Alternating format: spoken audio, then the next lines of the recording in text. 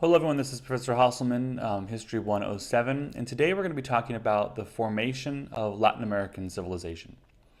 Now, crucial developments occurred in Latin America in the 19th century.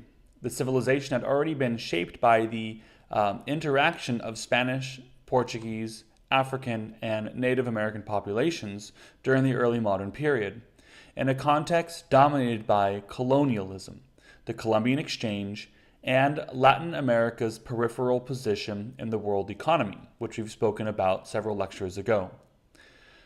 Catholicism had spread widely, though with admixtures from traditional cultures. The powers of colonial governments were limited, though reform efforts in the 18th century had some effect. The big news in the 19th century was the establishment of national independence, followed by some revealing political problems and a seesaw battle between liberalism and conservatism. Formal culture blossomed more fully, linked to Western models, but with regional themes and flavors. Now, new sources of immigration and a growing urban middle class enhanced ties with the West as well. Dependent status in the world economy increased on the whole, despite vigorous efforts to the contrary. The growing hemispheric power of the United States figured into this mix, and we'll be speaking about the United States in future lectures.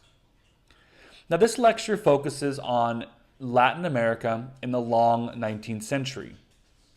We have sketched some general patterns of world history in this period: the force of the world economy as the West industrialized, the limited but measurable development of modernization, the force of Western military strength and imperialism, and the spread of national loyalties.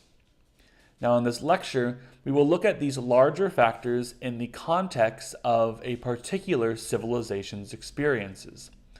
One reason to focus on Latin America is a general concern in world history to pay appropriate attention to this region.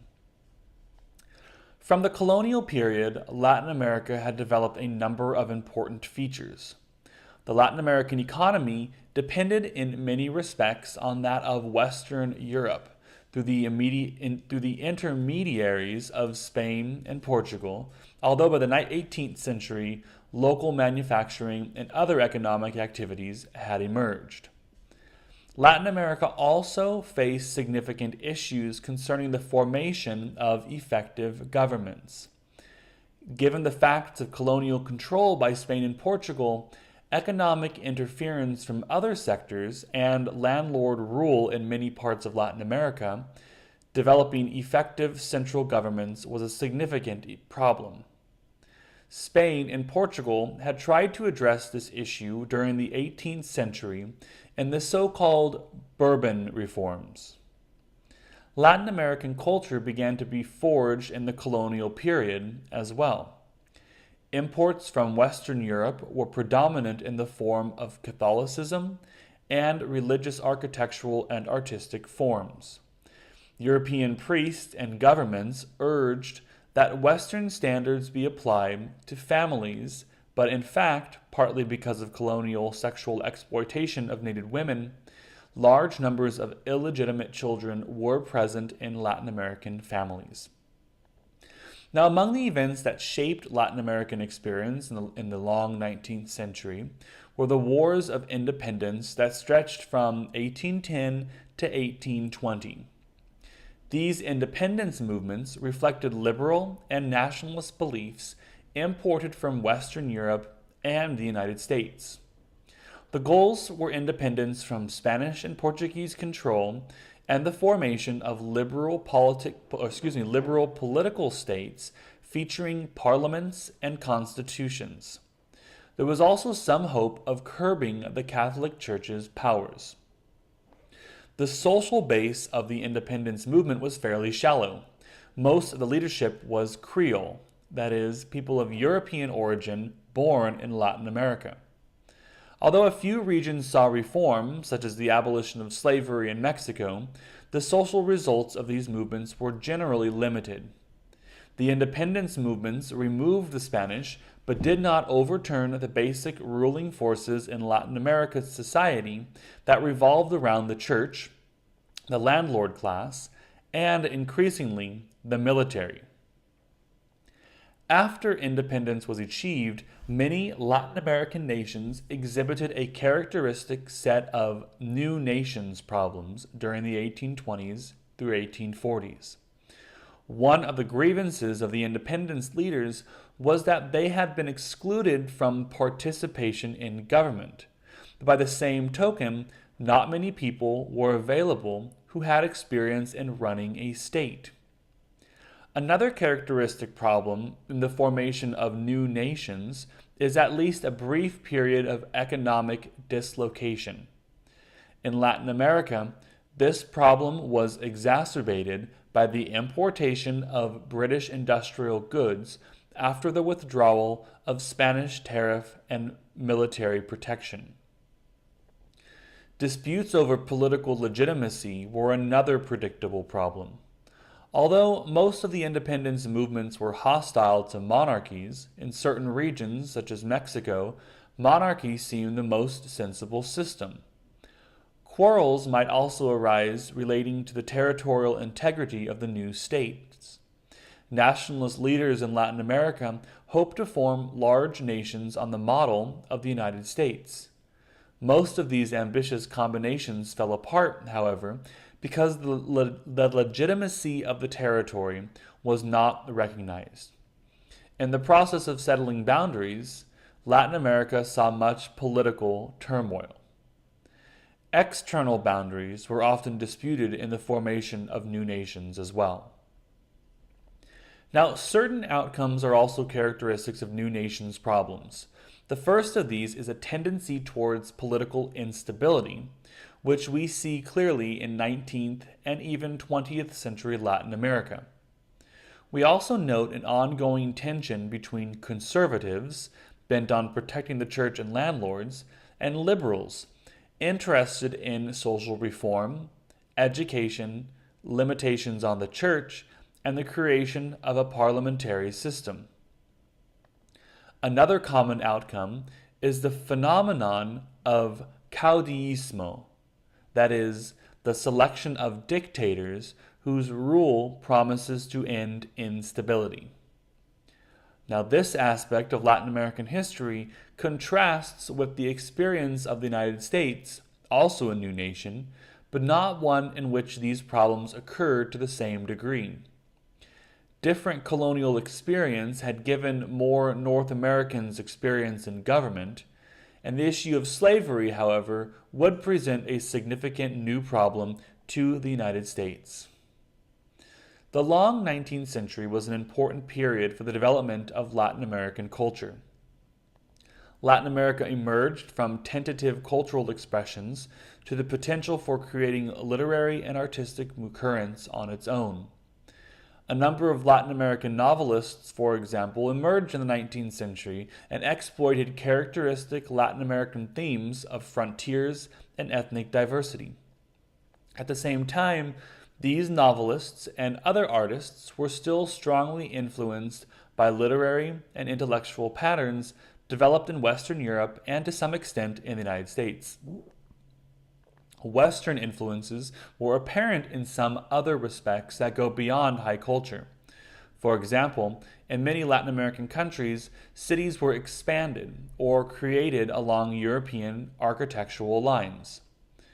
An urban middle class emerged in Latin America that often espoused European values, such as the new emphasis on public health measures or the efforts to impose Western standards on native populations.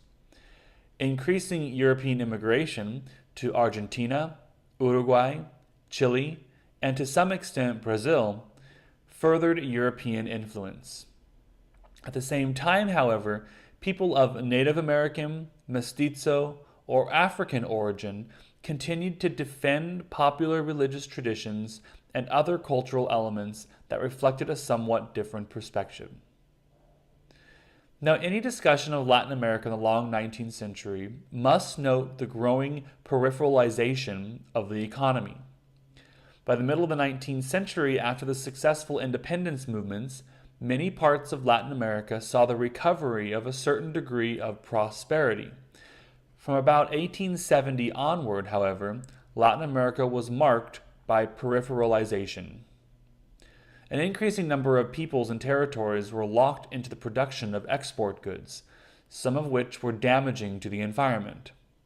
More segments of the Latin American economy now depended on cheap labor to produce goods for the export market. Exportation, in turn, supported imports of expensive processed goods or produced revenues only for the upper class. A new component here was the difficulty faced by even reformers in pulling Latin America out of this peripheral relationship.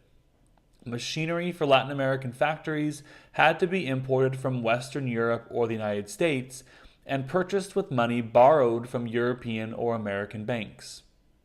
International indebtedness made the dependent status of the Latin American society harder to remedy. To pay for the importation of equipment, the obvious recourse was to increase production of exports. And to expand coffee production, it was necessary to press farther into the interior, which meant that railroads were needed to bring the product to market. To build railways, however, stock had to be purchased from industrial societies. This effort to increase production actually drove down prices, making it impossible for Latin America to pull out of economic dependency. Now, the developments in Latin America illustrate the variety of historical experiences that a major society could have in the long 19th century. Along with the economic dependency we have just discussed, could come significant political innovation. Not only achievement of independence, but the emergence of new political movements and the capacity to foster social and cultural reforms. Latin Americans themselves sometimes debate the experiences of the long 19th century and earlier colonial precedents by questioning whether Latin America was, in fact, a Western civilization.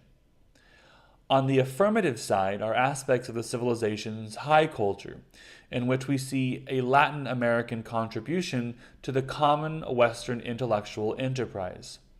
On the side of complexity is the extent to which Latin American developments tended to be stronger in the humanities than science. In popular culture, Latin America was home to a number of vigorous, popular religious movements that differed considerably from their European counterparts. Western liberal and nationalist ideals appeared in Latin America, or Latin American politics, but the instability in this arena was somewhat greater in Latin America than in Europe. When we look at economic patterns, the picture does not look particularly Western at all. The question of whether Latin American civilization was Western can help organize our comparisons, but it entails complexities that reflect both earlier traditions and new aspects of the Latin American experience during the long 19th century. So this is the end of today's lecture on the creation of Latin American civilization. Again, this is Professor Hasselman in History 107.